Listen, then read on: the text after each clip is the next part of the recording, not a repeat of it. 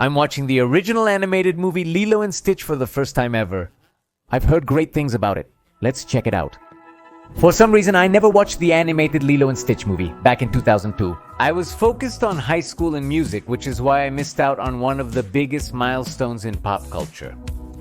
How embarrassing, Mom. For some reason, I never watched it later. It's not that I had anything against it or didn't want to. It's just one of those times when the occasion never comes up. But how come you did find the time to watch Batman vs. Superman 10 times? Well, that's enough, right?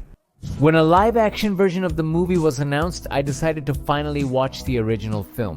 But I realized I had a very rare, once-in-a-lifetime opportunity in my hands. Could there be a live-action version before the original animated version?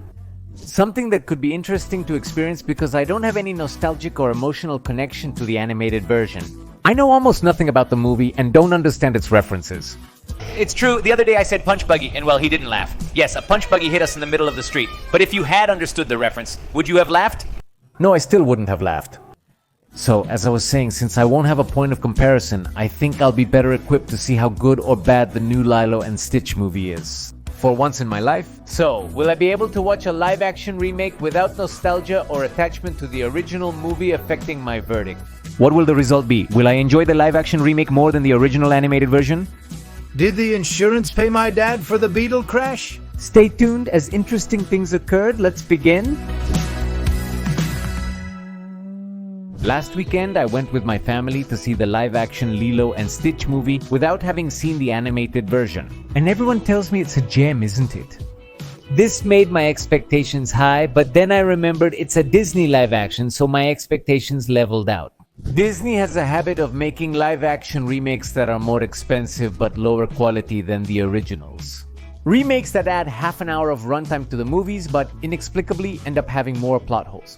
It's the same feeling as when you ask, what's for dinner? And the answer is chicken soup. Just like that. Soulless? Yes, and this is a common criticism we hear in these productions. However, over the weekend I saw that several content creators spoke well of this live action, so that's why I say my expectations were balanced. And after watching the live action movie, I must say that it felt very meh to me. It even bored me. I nodded off several times in the theater. What? Sorry, but anyway, let's watch the animated version and see if the same thing happens to me. Now that I've seen both, I'll have a more complete picture and informed opinion as I watch it for the first time. The movie Lilo and Stitch, the original animated one, everyone has spoken very highly of it to me. Let's see how it is. Oh man, so how many Lilo and Stitch movies are there? There are 3 movies, with a series before the Stitch movie, followed by Lilo and Stitch. And then comes Frozen, then Mulan, The Little Mermaid, and actually after that comes Moana 2, and then Moana 1.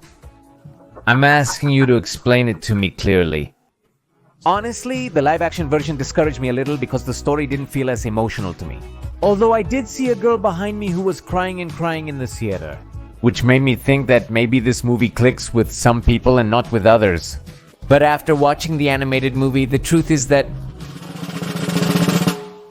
yes, I liked it a lot. But well, if both movies come from the same story, what was the difference? The live-action version bored me, while I enjoyed the other one. Here's my spoiler-filled opinion on why the live-action didn't work for me. But well, it's more or less the same story. I mean, yeah, I know, but it's better to give a warning. One moment.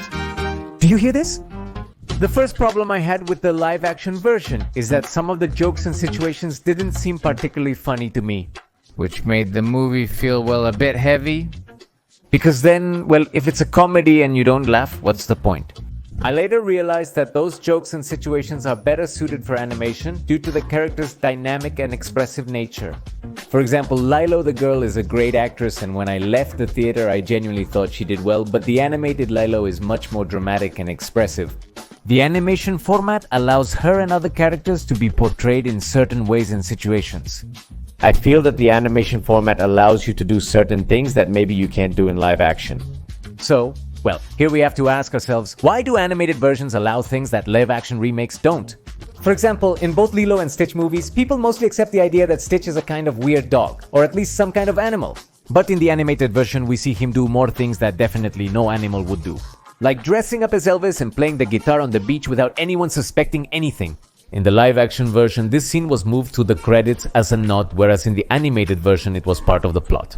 We all accepted the fact that Jumba and Pleakley disguised themselves as humans and everyone believed it. In the live-action version, they used a holographic projector to pose as humans. This has to do with the concept of suspension of disbelief. Which is basically the audience's ability to accept unrealistic elements within a story. Animation allows us to accept more things because the format itself depicts events that don't occur in reality. Whereas in a live-action movie, we tend to ask more questions and look for more meaning in things. It's a pact between the story and viewer. When you suspend disbelief, you fully immerse yourself in these fantastic worlds and situations. When a movie fails to immerse you, you start noticing flaws in the script, visual effects, and other elements. This is where I believe the issues with live-action remakes start, because many of them add more details to the story to try to explain concepts that simply worked in animation. That's why they tend to be longer and feel emptier. Because while in the animated version, they could just tell you that Cobra Bubbles is a social worker who used to work for the CIA, and you're like, oh, cool. In the live-action version, they had to create a character who was specifically a social worker to leave Cobra completely as an agent. The story becomes more realistic when considering these factors, including Jumba's change of heart due to Stitch's persuasiveness. The animated version easily transitions Jumba, while the live-action keeps him as an antagonist. But that's not the only problem I had with the live-action version. After watching the animated version, I felt that in the live-action they somehow dilute some of the messages. For example, I felt that in the animated one. Stitch feels like a much more destructive being, serving as a parallel to what Lilo is in Nani's eyes. Nani takes care of Lilo, Lilo takes care of Stitch, and in this way, I think Lilo matures and understands Nani much more. The live-action version also explores these themes, but Stitch's destructive nature is not as clearly portrayed compared to the original. I mean, Jumba mentions it at the beginning, but then I remember I didn't feel he was as destructive as they said. The animated movie clarified the story for me, however the theme of Ohana and family still felt diluted in the film. Maybe it was because in the animated version, Stitch finds in the story of the ugly duckling a parallel that represents him.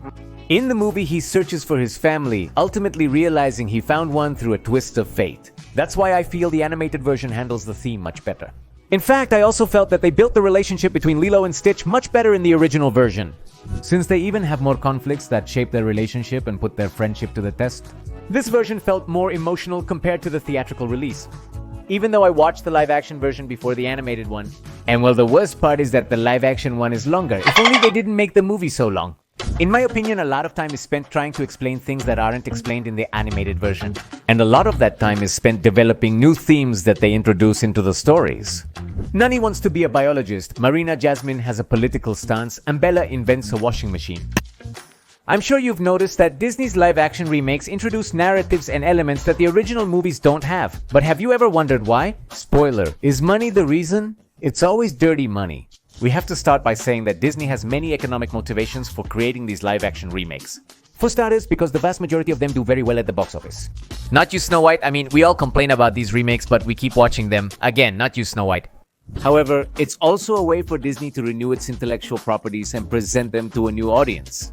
A new generation of consumers who will buy merchandise and go to the parks for years, which makes the investors very happy. The problem is that many of these movies were created in a different era than ours, when many characters, particularly female ones, were not given the importance they deserved. Essentially, their story arcs involved getting married and being happy. These movies reflect the time period in which they were written. Making a movie like that today would feel strange because our culture has changed, which we see represented through other types of Disney movies like Zootopia or Frozen.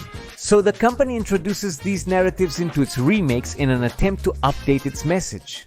So the problem isn't that a female character has more development. I think that's great, and I love that more and more characters are like that.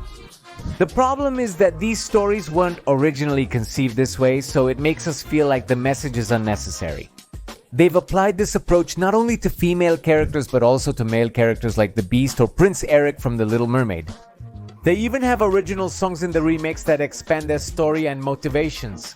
I'm not saying movies can't be readapted. The issue with these remakes is that they try to adapt something for modern audiences. At the same time, they struggle to change as little as possible in a story so people don't get upset. In this case, remember that I hadn't seen the original version of Lilo and Stitch, but what I didn't like was the subplot about Nani being a marine biologist. In the opening minutes of the movie, a scene basically spoils the entire ending for you. In this scene, the neighbor, who also isn't in the animated version, goes with Nani and says something like, I found your university papers in the trash. Did she talk like Mickey? Yes, she talked like Mickey, which made me think, okay, in the end, Nani is going to go to university. And then she finishes with a line that says, I'll care for Lilo. We're more than friends, we're family. so that's when I thought, okay, Nani is going to college and the neighbor is staying with Lilo.